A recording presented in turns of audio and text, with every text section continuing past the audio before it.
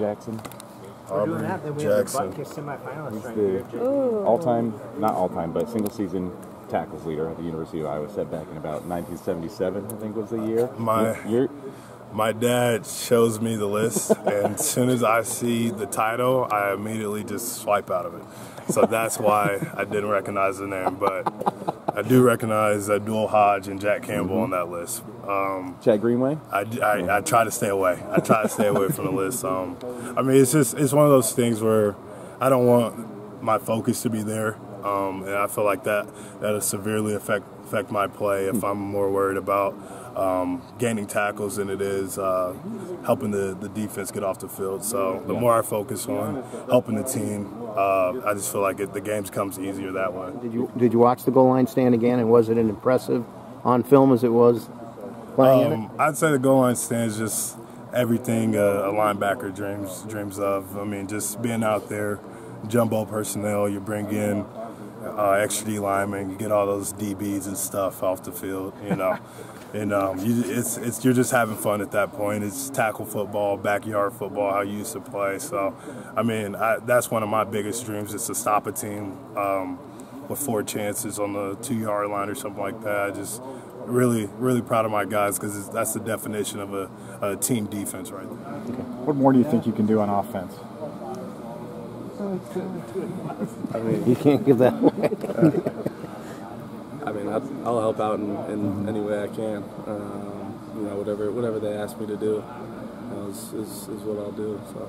Did you know going into the game that you were for sure going to play offense, or was it something that was prepared and then you knew once the play was called, or what did that look like? Yeah, I knew that it was in the playbook, but I didn't know for sure if we were going to run it or not. You know, in the game. But once my number got called, I got pretty excited. So it was cool. Can you take us through that moment of realization? It's like, holy crap, I'm gonna be on offense. Yeah, I got a little nervous there because I hadn't taken a handoff in a while. So I just, my main thing, I didn't want to fumble the handoff. But other than that, I mean, it was kind of all natural. You said something about Ellsbury being like an encyclopedia or whatever you said. Dictionary, yeah. Dictionary. Like what? Can you expand on that? Like, is it like does he? Like, what does he know? Like everything. Yeah. So I mean, we'll get some like super goofy look or something, and I'm just like, I don't even know what I'm looking at, and he'll be like, he'll give us the call that we would have for it, and then he'd say like, who's doing what, like why we're doing it. Maybe we have a seal back or something. Like, he knows everything. So it's pretty impressive. Probably a good guy to jump in at center. That's who you want at center. Okay. Yeah. Who was that? Ellsbury. Okay. Yeah. What was that like last week? You probably asked about this, but having like 3/5 of the guys go out early in the game and you guys having to adjust. Sure. I mean, we have a ton of depth, so that was nice because, you know, we got guys that know what they're doing and they can jump in and play ball too. So, I mean, it's not something that you like worry about mid-game because you just got to move forward. But we got guys that can play, so it wasn't a huge deal. With Bo Stevenson, not going to be able to make it. Cade Piper jumped up, at least on the depth chart. Now, I know he's probably a ways away from playing, but what has he been able to do that's enabled him to at least get his name on paper? He works really hard. He's a really hard-working kid. I mean, he's kind of a goofball, but he works really hard, and, you know, he hits people. He likes to hit, so that's why. How much do you guys practice goal line, like, during the week? It depends week to week based on, like, the looks that we get. But, yeah, it just depends on what team we have, the personnel they may have.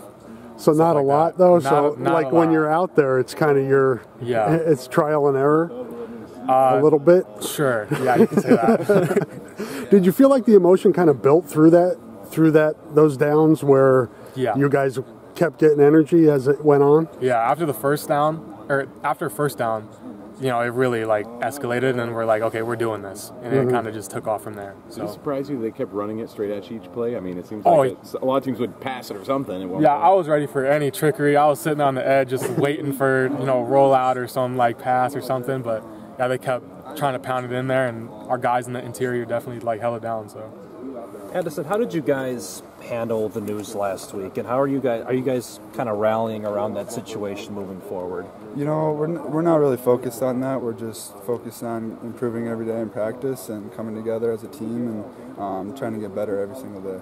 How do you keep your emotions in check and when something like that happens? I think for us, it's just trying to forget about everything outside of this building and just focusing on what's inside this building and what we can do to get better. I mean, how does it feel to be in this position right now where you guys have 3 games, and if you win, you're going to be in Indianapolis? How does it feel to be 7-2 right now? I mean, it feels great to have wins, but right now we're really just focused on getting the next win this week, and yeah.